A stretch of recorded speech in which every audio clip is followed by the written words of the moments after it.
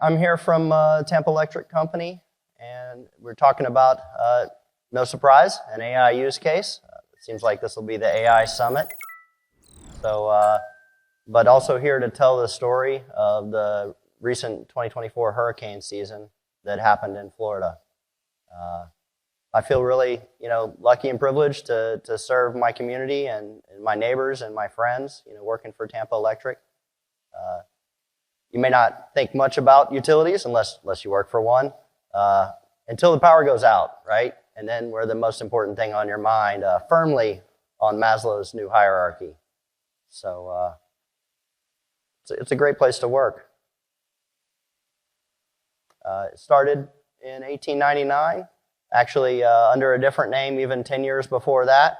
And it might surprise you, we started first as a lighting company and then as an EV company in the 1800s. One of the first things that electricity was used for was to run streetcars. And true to that history, we still run a streetcar service in Tampa between Ybor City and downtown. So keeping true there. We serve 872,000 customers. I know it says 860,000 there. It just shows you how fast people are moving to Florida. And also, the latency on this PowerPoint is just terrible. You're all data people, and you know about that. So the areas of our business really are generation, making the power, transmission, moving it between states and around the city, and distribution, moving it within the neighborhoods, and then also the customer service aspect of that. So it's a really large business now. We're owned by Emera, a Canadian company. Tampa Bay is where we serve, Hillsborough County, as well as some of the surrounding counties. And you might know us as Tampa Bay from 2021 when we had the Super Bowl winning Bucks. Let's see, we won the Stanley Cup with the Lightning, went to the World Series, and our soccer team won. And that's just reflective of our community. It's an outdoor community, 360 days a year. The weather is awesome in Tampa Bay. So if you're a numbers person, you might be wondering, it's 365, right?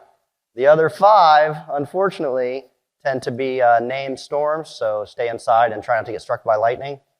And those 5 days are really what we're here to talk about today with the 2024 hurricane season.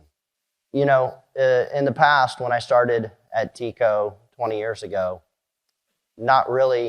utilities not really known as the leaders on cutting-edge technology. That was relegated to finance and tech, right? But we're being pushed more to the forefront now because it's really a time of change. We have EVs coming online, require a significant amount of power. AI, right? AI runs on electric power. All the scaling, hyperscaling, cloud providers run on power. In addition, solar, both utility solar and customer solar. So now instead of making power in one place and sending it everywhere, we're making power everywhere and sending it everywhere with just vastly different load profiles with all those different kinds of uses. So with that change going on, really important to have a sensing grid. And so we started with smart meters, 872,000 of them, as I mentioned. All of those sending data back to a data platform across 4 channels at a 15-minute grain. So I did the math. That's 334 million rows a day. And not just in a day, I need to process that in an hour or 2 to have it ready on the customer portal. As you know, people expect a different kind of customer service. They have the Amazon experience in mind. They get their bill, they want to log on and see all kinds of data about their usage. So that's one of the things we're doing with this data. The other thing is just trying to make the grid more reliable. There's no tolerance now for being out of power for a couple hours. I live in the community, and I can tell you it's about half an hour and my friends are texting me, what is going on? Can you fix my power? I'm like, yes, I'm in charge. Let me hit the on button for you, sir. I got that. Yes, absolutely. I'll take care of it. So the idea is to have every device on the grid be connected and sending data back. And that's a lot. And really, in 2025, why would you have any equipment that is either critical or expensive that isn't connected and sending data back? So that's the kind of company we're becoming. The vehicles, the solar inverters, the meters, all the different relays and devices that operate the grid, all sending data back to a platform where we can use that data to predict failures, to better manage the grid, and to have better operations. So it's really a big time of change, and that's why we have Snowflake. It's coming up on 4 years now with Snowflake, and they've been a great partner, and it's a great platform, adding features all the time. I just wake up and check what's new on the menu, every week, adding more features. It's really excellent. I know when I first started on Snowflake coming to conferences, I always wanted to see everybody's architecture. And now, here, with a chance to show mine, actually, all I see are the warts, all the things that I wish are better. So I'm sure that there are more advanced architectures that we'll see, presented here at Snowflake. But this is ours. Most of the batch data coming in through Azure Data Factory. If you see the shading, it's the gray is on-prem, the dark blue purple is our Azure tenant, and the light blue is Snowflake. So you can see how we pieced our infrastructure together there. Definitely looking to improve on it.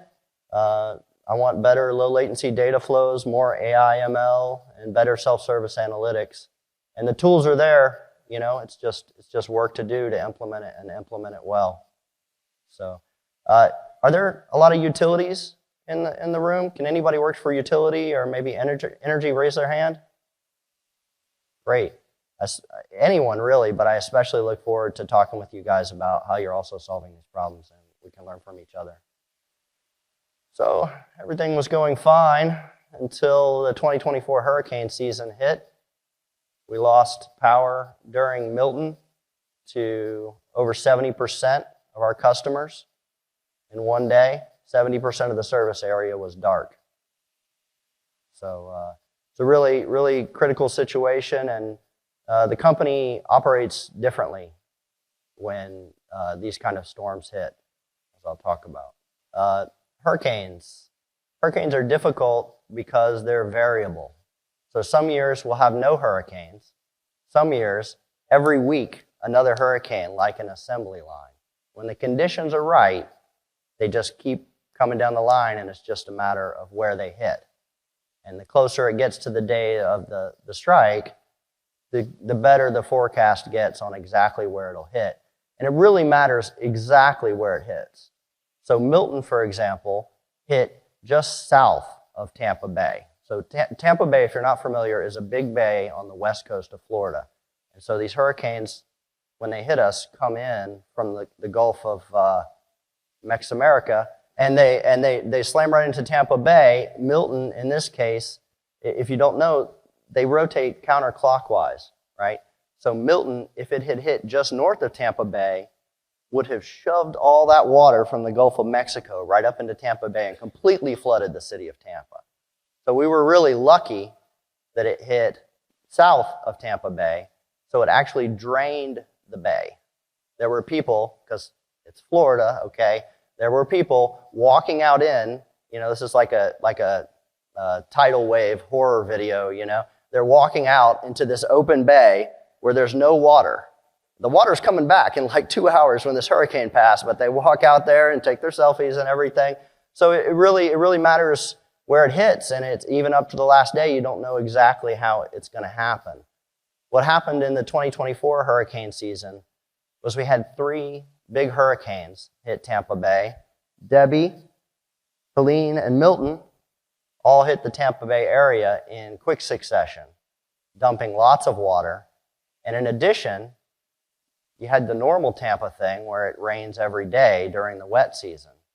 All that buildup of water made the soil so waterlogged that trees just fell over in the wind. I mean, the wind was serious, but just wind alone will snap branches and drop pieces of trees, but the roots were just coming right out of the ground because of the land was just so wet. I live on a small lake. It's a pond. It's a small lake. And I always thought it's impossible for my house to flood because it's at least 10 feet down to the lake from my house. I mean, what, the lake is going to fill up 10 feet? So this close from entering my house, lake completely filled up in like a couple of days. So just a crazy situation. And so you don't know really what you're preparing for a lot of times. TECO, to their credit, secured 6,000 external resources to help with the restoration. So we have the normal people that work for the company, and what you may not know about how utilities work in storms is that we all help each other across the whole country. So like in 2017, in that hurricane season, I remember we had trucks coming down from Indiana and Ohio, Con Ed from New York, drove all the way down to Florida to come help us with our restoration.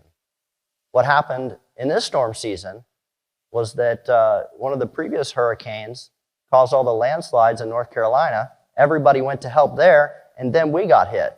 So we're calling the West Coast for crews, anywhere we can get people to come because they were still helping in North Carolina. So the company operates differently during a storm. I normally am a data engineer, but in 2017, for example, I was handing out sunscreen and water and showing people where to park that were driving in from Indiana to help with the restoration. Everybody has a different job, and the company operates totally differently. I mean, we deal with a few outages during a thunderstorm, but we don't deal with 600,000 people out during a normal thunderstorm. So it requires a completely different method of operation during the storm. This is what we call an incident base or a base camp. So they split the county, they split the service area into multiple areas, multiple regions, and then we lease out a parking lot or a field, and we park all those external crews, and each area of the city runs their own separate restoration. You think about these people are coming from other states, right? They don't have access to all the systems that we carefully build, the work management system, the GIS system. They have none of that, right? They're from Con Ed, they're from New York. They just drove in last night. So they run it in a decentralized fashion out of these incident bases, and they run their own restoration in each area of the county. With that difference, that leads us to what happens specific to the use case that we're talking about here today, which is that I'm on the data team, and during this hurricane, our duty was to just be ready for ad hoc data requests. You need help figuring out, which devices are downstream from something, or, how many customers in a certain area, or elevation, whatever, call us, crack data team ready to go. We received a spreadsheet of damage assessments. So engineers had typed up in a single text field, classically data engineer's nightmare, a blob of text, right? This tree is on this line and across this street and so and so and so forth, all the engineer talk. And we received the spreadsheets of those, and they said, we want to know how much equipment to buy. It's going to take 3 days to get down from Alabama. I want to call them today and tell them how many poles of what type.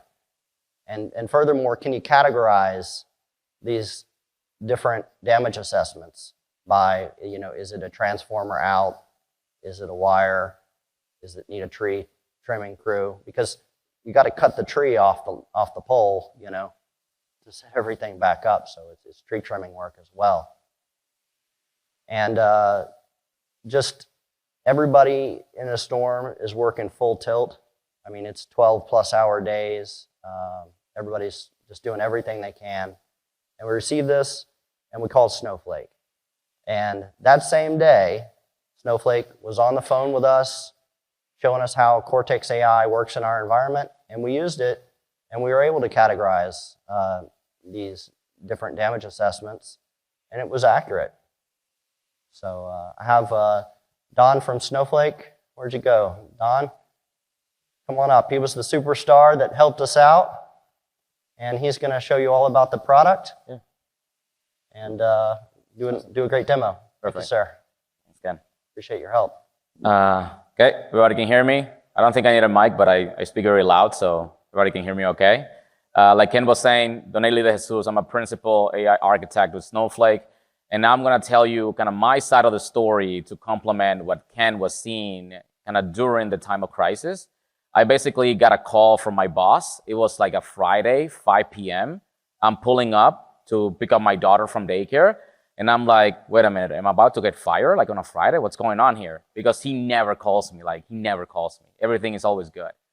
I pick up and then he's telling me, look, man, there's a hurricane happening in Florida.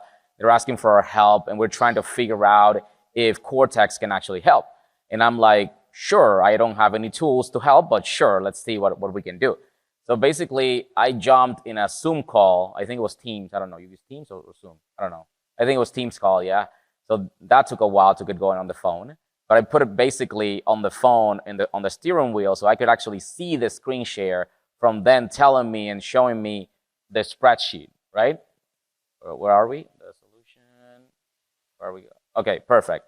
So they're screen sharing and they're showing me this, right? So like to Ken's point, hey, Donelli, by the way, we're receiving all this amazing, beautiful, well-structured data that we need to make sense of, right?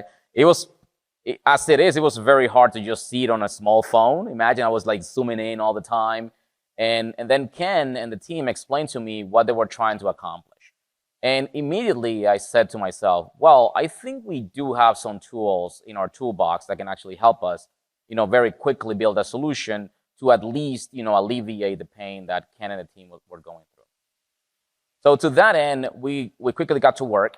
I basically had to cash in a bunch of husband points to work overnight, and have my wife take care of the kids.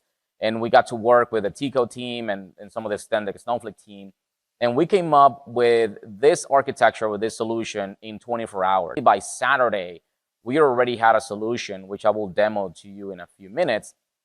And the first thing we needed was, okay, we have all this data that is coming from a decentralized fashion, like Ken was alluding to, multiple crews sending the information in whatever shape or form they could. So how do we harmonize that data? How do we extract it and how do we make sense of it? So that was the first piece, right? So we have all these Excel files or the CSV files. And for that, we have a capability in Snowflake. It's called like parse document. And we were able to parse all that data and put it on a table, right? So that was the first step. So now we have all this table, instead of an Excel file all around the place, we have it on a table. The problem was that it was still very, it was not consistent. The structure was not the same all across. We just had a big blob of text, but just split up into a bunch of rows, effectively. So now this is a perfect use case for LLMs, because what do LLMs thrive with? They thrive with text, right? They're large language models. So what we did was we pointed then LLMs into that data to extract the information and put it in a way that it was, structured and in a way that it was conducive for us to report back on the situation. But we didn't stop there, because that was kind of the initial, ask of the team that, okay, we just want to know how many trees have affected specific areas, or how many poles do we need, how many materials do we need to send out depending on the location. So that was all fine. So then we also put Cortex Search on top of it to make the retrieval of that data super accurate, fast, and precise. That is what is all it does. How many of you have heard or used Cortex Search so far? Okay, only a handful. We're going to change that. You're going to see how easy it is to get going. And finally, we also were able to put a dashboard together to report on the situation. We were able to give both high-level information to the executives in terms of how many parts per category were affected, where were the areas where also were being hit the most. But then also we could go very granular and ask questions to the data about which specific grids, let's say, were being affected and what are the areas that are affected the most. So that's kind of all we did. And by the way, all of this happened within, like I said, 24, 36-hour period. That's all it took for us. And this was not even me and my team working full time on this. This was between like diaper changes and taking kids to soccer practice and all that, right? So just to give you a sense on how easy we make it to use these tools. So to that end, I want to flip it over to a demonstration. Perfect. So we're here. The first thing I always like to show is, okay, this is the finished, lasagna, so to speak, like a cooking show. And then I will walk you through all the steps that we went through to actually take you here. The first thing that we needed was to see, okay, we need a snapshot of what is happening based on the categories that TECO care about. Because like Ken was saying, yes, we had all this amazing help from all over different states with the situation, but they didn't know which categories TECO care about in terms of the supplies that they needed or the help that they needed. So first, we harmonize all of that data against a categories table that TECO already had in place. And I'll show you how we did that. Maybe let me zoom in for the pictures. And we had a snapshot, okay, power disruption, this amount of outages, branch disruption, entry problem, line issues, you name it. So basically, we were able to categorize everything based on the taxonomy that TECO care about. And we can very quickly visualize as well what was going on. And this was really useful for executives because now they have a clear picture of what is going on. And now we can start drilling down to see even further what was happening. We could also see like a summary depending on the parts at a high level, line, pulse, transformer, which were the three main categories that they care most about. And the same thing that we can see the distribution of those parts. The other thing, and then this went into auto suspend, obviously, to save me some money.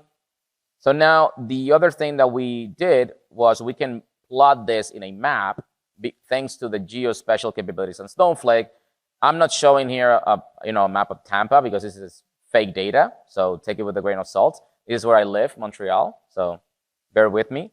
But basically, we were able to take all the longitude and latitude data per category and give a sense of where all the outages were happening and also provide the ability to even filter down. If I want to see what are all the branch disruptions, I can see very clearly and very quickly where is that happening. And this is great. This is exactly what they needed at that particular moment in time to kind of go over that kind of emergency situation. But we took it to kind of another level because why not, right? We have the data, we have the Cortex AI tools available to us. What we did then was enable the ability for them to interact with their data. And to that end, we at Snowflake have two main data agents. One of them is called Cortex Search, which some of you already know. This agent is really good at retrieving unstructured data. If you think about a RAG architecture, this is the foundation of a RAG architecture, but the way that I like to call it is RAG in a box. That's what Cortex Search does, because you don't need to build an embeddings, you don't need to manage a separate vector store, you don't need to manage or build yourself a re-ranker. All of those things are managed by Cortex Search out of the box. So now, I want to show you how we can interact with this data by not only using those agents that we have available to us to talk to both unstructured and structured data, but also give you a little bit of a glimpse into our agents API. So what do you think our agent API does? Any hints? Any guesses? No? Nothing? Your job? No, not yet, not yet. We're still not quite there. Maybe next week, we'll do your job. But basically, the agent API will take your question or your request, and it will route it to the appropriate data agent to retrieve either structured or unstructured data. So that's what I'm going to show you here. So basically, if I ask, give me an executive summary of the outages, right? The first thing I want to show you here is that it's not working because I need to refresh it maybe. The first thing I want to show you is that these agents, and anybody who tells you out there that the agents are going to be taking over the world and everything is going to be magical, is selling you a snake oil, because for agents to be effective, they need the right context and the right data, right? That's all they need. If they don't have the right context and the right data, these agents are going nowhere. So basically, what we're building is agents that can give you, at all times, fast, secure, and most importantly, accurate data for any part of the workflow. So that's what I'm about to show you. Again, if I say, give me an executive summary of the outages, then maybe let's just bring this up a little bit more. So right now it's going to think, and it tells me right away, I don't know the answer to that question, right? What do you think is that? No guesses? Come on, guys. There's a prize at the end for whoever tells me something. He has no access to data, right? He has no access maybe to a tool or to the right context to answer that question. And if you see here, for this particular situation, I don't have any active agents or tools, right? So that's why it's telling me, I don't know the answer to your question. But the reason I'm showing you this is because it is important, right? So you would prefer an agent to tell you, I don't know how to answer that question, rather than let the LLM, invent something or hallucinate, right? So that is built into the Cortex Agents API. If it doesn't have context for the question that you're trying to ask, it's going to tell you straight up, I don't have context or answers to that question, right? So let's fix that. So imagine that now I can come here and I have available to me a bunch of different agents that I have already defined depending on the type of data that I'm working with. I can come here and say, look, for this particular use case, I want to be able to talk to the hurricane incident data. And I have it here already defined, and I can come and update it. And if I ask the same question, then now it's going to take a couple extra seconds, and it's going to give me an answer because it does have the context, right? Instead of before that it didn't have any context. So this is critical whenever we're working with agentic solutions as well, or with any kind of data agent, making sure that you have access to the right context and the right data. But how about if I ask a question, because yes, we have access to the incident data, but we were also reporting on the number of parts in the outages that they had, depending on the different categories. That data is already persisted in a Snowflake table.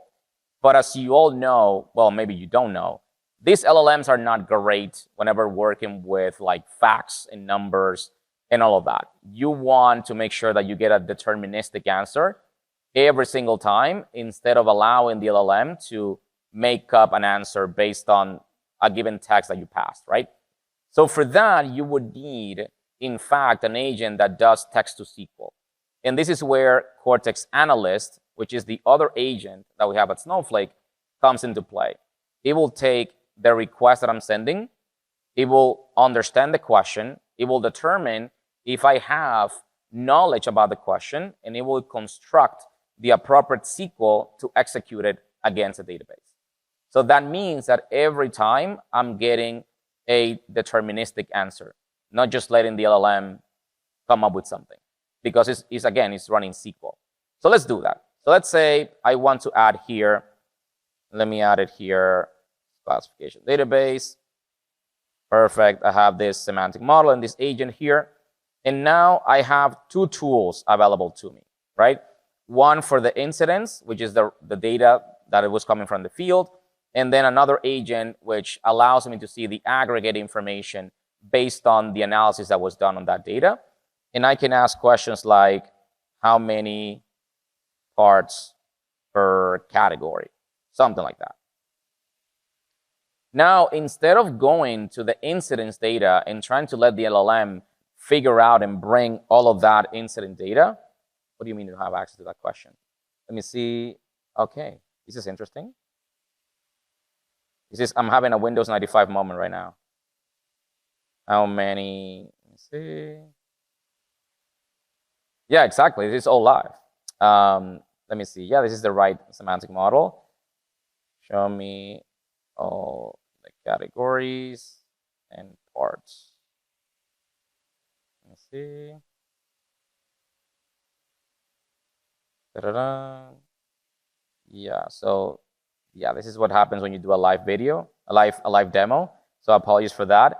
But basically, what I'm trying to show here is that we want to be able to ask questions to both the unstructured and structured data in order for the system to determine and go and grab it. Now, I've spent pretty much 10 minutes showing you the front end of the solution and what we built. So now let me bring you behind the scenes on how we build it. This is a notebook that I have, and this is how we started when I got that call back from Ken and the team and try to understand the data and how do we build a Cortex-based solution for that. So basically, we always start with the raw data, right? So this is, like I told you before, we went through a process of taking all those Excel files and putting them into a table, and this is how it looked, right? So we have here a table with every single incident that they were getting, but you see here that there is no structure, right? So there's nothing here that is consistent whatsoever in terms of that. The only thing consistent here is the latitude and longitude, basically, and that's it. But how do I make sense of all this blob of text and kind of map it against a single, set of categories and definitions that they have? So this is basically what we did. TECO already had here a categories table, or they uploaded it, right? And full disclaimer, this is just demo data. This is not TECO data, right? Just to make sure. But basically, it looks something like this. You had the category, and then you had a key phrase to identify whenever you see this in the incident, I want you to categorize it as such, right? The other challenge with that, it was a multi-category, or multi-classification use case, because a given incident can be multiple things, right? It could be that in a single incident, you have a branch down, but you also have a power line that is going down. So you need to be able to categorize them across multiple, different classifications. So that's exactly what we did. So now that we have the raw data, we have the categories defined on a table in Snowflake. So now we can come here. The first thing I did, I converted these categories into a JSON payload. Do you know why is that? Why would that be helpful? Anybody has a clue or? Yeah, go ahead. Yeah, close. That's close. Anybody else? No? Okay, and this is going to be one of the takeaways of the lab, right? So LLMs, and there's been some research around this, LLMs apparently they love when you feed them JSON. They love when you feed them, JSON or Markdown for some reason, right? So the more that you can structure your inputs in that format, they're going to perform the most predictably, right? Instead of you just doing open text and start asking for instructions or prompts, right? So that's one of the reasons why we make that decision to put that into kind of a JSON format. And this is what it would look like in the end. I have all my categories, and now I have them into a nice little structured JSON payload that I can feed into the LLM as context to enrich the request. The second thing that we did now, this is where we are using the power of the Snowflake Cortex Complete function. How many of you have used Cortex Complete here? Okay, just a handful. We need to change that. So the power here with Cortex Complete is that allows you to define with a single parameter the LLM that you want to use, right? At Snowflake, we're hosting about 20 plus models at this time. We have all the state-of-the-art models right in the platform, so you don't have to be making external API calls, which is very important. And it's a single parameter. You just define it here. In this case, I'm using Llama 3140500 billion. The second thing that you pass is a prompt, right? That's it. Model and the prompt. And if you notice here, I'm also being very specific about how I'm passing the prompt. The first thing is I'm giving the LLM a task. I'm saying I want you to classify this information that I'm providing into the categories that exist on the table, the categories table that I show you, right? And I'm also giving it further instructions that I want the output to be in this way, and to take into account that is for every single incident on that table. So this allows us, by using this function, I can run this against hundreds of thousands of records on a single table. So I don't have to be sending this and put it on a loop or something to implement this. By you doing this and pointing it to the raw table, which I showed you before, it's going to run all of this against every single row, which saves you a lot of coding and also is more sustainable for you to put it into a production pipeline. Now that I have here, if you see, all my categories have been identified. I have here the incident, which I showed you before from the text. But now I have the categorization of every single incident, right? And furthermore, what we did was we also instructed to do a count of whenever we found the three main kind of categories that we cared about, which were polls, transformer, and lines, right? I'm not asking the LLM to do any math here because they're not great at that, but they are great at identifying keywords and text and just telling me how many of those incidents are in that text. So that's effectively what I'm doing here. So then I can use SQL to do the aggregation and all the analytical operation. Okay, makes sense? So making sure that we understand where the LLMs are playing and where do we still need good old SQL, right? For us, everybody who's been saying that SQL is going to die soon, I've been hearing that since 2000. The SQL is going to die, but SQL is going to be alive forever at this point. Now that I have my data a little bit more organized and kind of structured in the way that I want to be able to report back, I can come here and do, a little bit more, things. I can flatten all of that data, right, and start doing counts on it, which is effectively what we're doing here. So I'm taking all of that. Let me go back here, maybe. I'm taking all of that, I'm flattening it out, and I'm saying, okay, how many polls, how many transformers, and putting that into separate columns. And I can just now do aggregations, which will look something like this. So now you're seeing how I started with doing what we call LLM batch processing of data. I took hundreds of thousands of incidents that were pure text. I took them all, used the LLM complete function, and I gave it very specific instructions. Again, very important. You need to, for those out there saying that AGI is coming and they're going to take over, these models still require that you give them very specific instructions.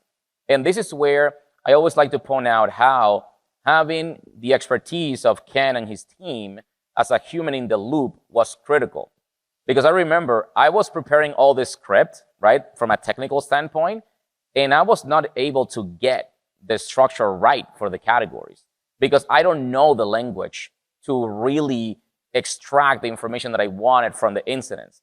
But once I talked to the TECO team and we started working together and say, oh no, Donelli, dummy, you have to ask it this way, right? Because that's not how an operator will extract information from an incident. Then the accuracy went through the roof and we were able to structure it in a way that I'm showing to you. So that's kind of all the journey that we went to, from acquiring the data to structure it in a way that we want, combining LLM data processing with SQL analytical capabilities. And then finally, what we did was we created a Cortex search agent on top of that data, which basically what it does, maybe let me bring it over here. So now, yeah. So we created a Cortex search agent on top of that data. So now every time there were new incidents coming in, it was going to refresh automatically. And this agent is able to go and fetch it and provide me back the pieces of those incidents that were the most relevant. So that's precisely the value and the role of Cortex Search. Now, we've been going for about 20 minutes. I would like to leave some time for Q&A, but let me switch here, I think. Okay. This one But some takeaways, right, for you. The first takeaway is that prompt engineering is still key. I was one of those like, okay, now everybody's going to be a prompt engineer. Who cares? The reality is that the way that you interact or you prompt these models really matters. And some of the things that there's research to back this up is the most important thing, you got to give it a task. You got to be very explicit in the way that you want the output to be. The second thing be specific, like I said, the more detailed that you can be, the better, and especially using language that is on the specific domain that you're working with. And also that if you can provide examples on how you want this output to be, it's kind of, you need to guide it and say, I want this, but I want you to show it to me on this structure. The more that you can do those three things, the better and more consistent outcomes you're going to get from these LLMs. Like I said, they love JSON. There's a lot of research out there that both JSON and Markdown are the preferred, formats.